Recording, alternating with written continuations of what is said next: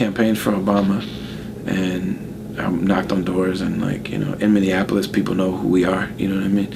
And I, you know, went on the record for him and campaigned for him, and you know, like I said, actually was in the street, you know, canvassing and stuff like that. And I thought he was the perfect candidate, had the perfect message. He was the best, probably, political leader that we've produced in a long time. Came from a you know, public community organizing background. Read his autobiography, and he's quoting Malcolm X and everything. I'm like, this guy's perfect. And I was proud to vote for somebody black. A lot of people felt like they had to back away from that. Like, I'm not just because he's black. I think, you know, I feel, what's wrong with that? Like, why? That's, you know, that's something to be proud of. And white people loved voting for somebody black. You know what I mean?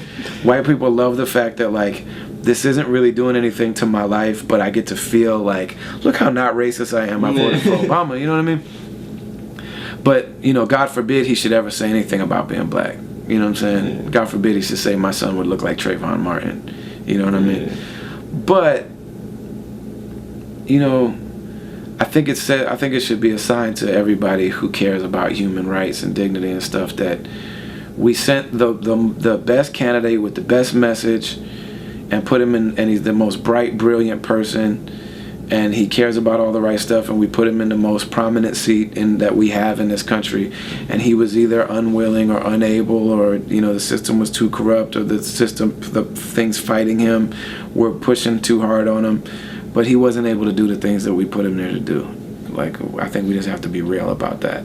You know, we put him there to close Guantanamo Bay, stop torturing, you know, bring back habeas corpus or whatever it's called.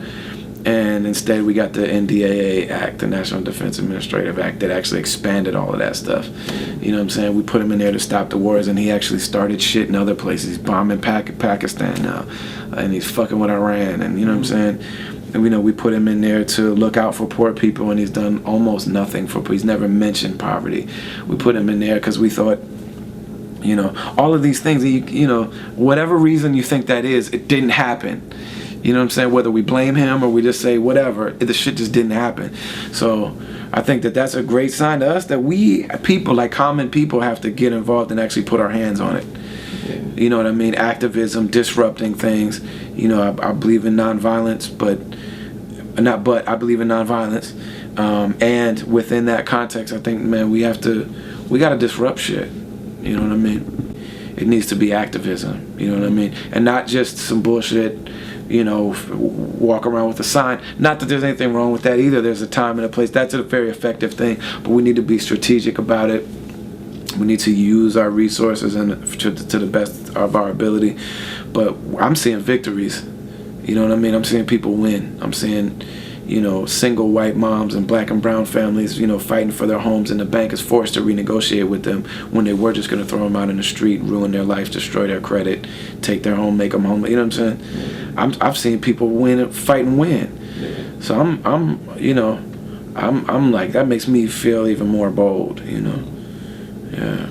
That's what it's going to be. Not, you know, I think we should vote because people died so we could vote. Yeah. So we should all vote. We should all like read and at least watch the news on TV and go vote. But that's not going to get it done. That's more symbolic than anything. An active part of yourself. Yes, sir. Now people. Everything's easier for white people. Yeah. Being white makes everything easier. Okay. Literally. Yeah. There's not one aspect of life that I mean, except for being at the beach and being in the sun. Yeah. Well, being at the beach, yes. You know what I'm saying? Like, you can do shit at the beach that if a black person did it, you know what I mean? You know, your children can be at the beach flipping shit over, and people are like, oh, it's crazy kids. Well, let some black kids be at the beach cutting up like that. These fucking welfare moms, you know what I'm saying? It's a different thing. The police come, you know. Everything's easier as a white person. Even what I'm saying, there's even privilege in me speaking out. You know what I'm saying? Like, white people, it's just everything, you know. Yeah, gotcha. And so that's white people have always, as a group, you know, I'm generalizing, but that's what we're talking about, you know. So it's not true of everybody, obviously. No statement that you make about any group is ever going to be true of every individual in that group, and everybody's situation is a little bit different. But I think we'd be foolish to not acknowledge that that things are just easier. There are challenges that don't exist when you're white. And as a group and as a general statement, white people have always loved when a white person can do what's traditionally understood to be a black thing. Mm-hmm. You know what I mean? So like, if a white guy's kicking ass at basketball, they're just gonna love it. You get Adele, you know what I'm saying? Like Adele sing her ass off, but the fact that she's white makes white people be like, yeah, like whether we acknowledge it or not. You know what I mean? It just is the truth, And so the question is, the question that white people have to ask themselves is, what has this done to me as a human being?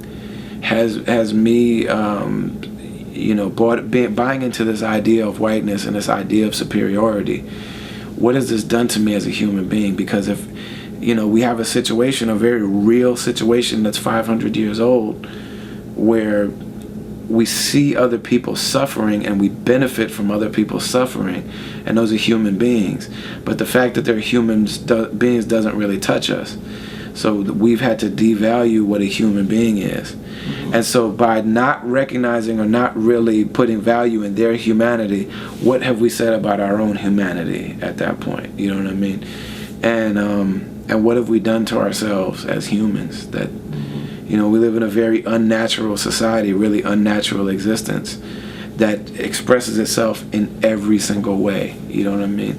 That like nature isn't even considered when we do things anymore, Yeah.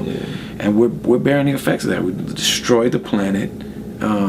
We've destroyed our relationships with each other. You know what I mean? All of this stuff. And I think that the suffering and you see people doing all kind of wild behavior, man, that comes from that. It comes from a loss of connection with what it means to be a human being and what it means to live in the world. And so it's absolutely necessary.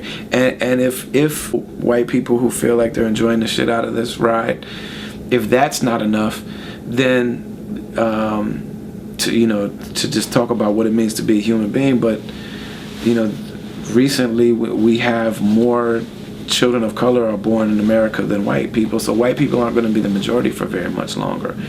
And so the question becomes, well, what does it mean when we have a society in 20 years, when these children that are born now are adults, that for 20 years more than half of our society hasn't had access to the same education, the same health care, the same stress-free life, the same sense of self, the same sense of being valued and being beautiful and being, the same employment opportunities, hasn't had, felt like, that the system was against them, the criminal justice system, like what's that going to mean when more than half the society is going through life like that? Like, man, the society is either going to get right or fail. It's either going to be what it says it is for everybody, or the shit's done. You know what I mean? And so it's like, man, it's like, we're almost at that point. We're at that point of no return. Where it's like either steer the ship right and make the shit truly open to everybody and inviting to everybody, or be overthrown. You know what I mean? And it's just, that's the way of God. It's called Morning in America and Dreaming in Color. And it really is a kind of a double purpose album. It's a message album. Some people would call it a political album. I think that's a little oversimplified term, but it really does a double message to it. The first is that things are extremely bad and that we need to approach it like that, and that we as a society need to look at it like that. The Dreaming in Color side says that things are so bad that people who used to see each other as separate, and that those separations are what have caused the problem. The people who have the power and all the money and the influence, who are on top, a very small elite group of people, have used our power as common people should be the fact that we outnumber them. But we've been sold these ideas about our identity that divided us. So and, you know, racial divisions and ethnic divisions and what language you speak and what religion you are and what your sexuality is and all this kind of stuff have been used against us so that we fight each other, the common people fight each other, you know, and you know, while the people at the top, you know, just take everything, you know what I mean? They just live it up while we, you know, they give us scraps, and then rather than us looking and say, well, why do you get everything and we got to fight over scraps, we're so busy fighting over the scraps, you know, and that's what's caused this social turmoil that we have. And so the Dreaming in Color side says that things are so bad and people are touched by this suffering now. Suffering has been visited upon people who used to be middle class, used to be privileged, used to feel entitled, used to look down on poor people. Now they're poor. And so there's new opportunities in that. And I've seen it in my own life. I've been very active in you know, movements where I live, and I've seen it happening, and I've seen victories start to be won for common everyday people that weren't supposed to happen, that weren't supposed to be able to allow it to be happening, but they are.